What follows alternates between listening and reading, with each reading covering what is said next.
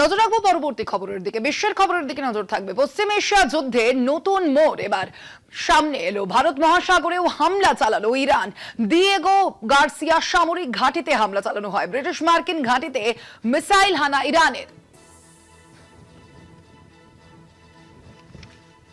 এর আগে ভারত মহাসাগরে ইরানের যুদ্ধজাহাজে হামলা চালায় আমেরিকা।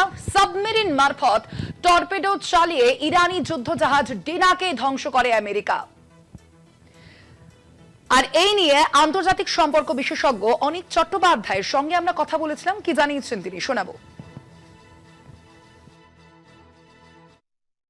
এর বিভিন্ন যে পক্ষ তারা সবসময় নিজেদের কথা বলবে, তারা বলবে যে আমরা কিছুতেই মাথা নোয়াবো না, আমরাই এগিয়ে যাব, আমরাই বিজয়ী হব।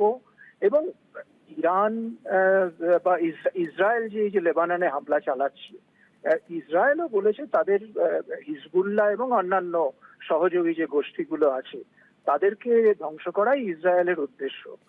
আমেরিকা এই মুহূর্তে, আমেরিকার যেটা কনফিউশন, আমেরিকা যেটা বুঝতে একটু হয়তো ভুল করেছিল যে যুদ্ধ এতদিন গড়াবে, অর্থাৎ ইরানের এই যে প্রত্যাঘাত, এটা কিন্তু আমেরিকার কাছে এতটা প্রত্যাশিত ছিল না। ফলে সেই কনফিউশনটা আমেরিকার কিছুটা হচ্ছে।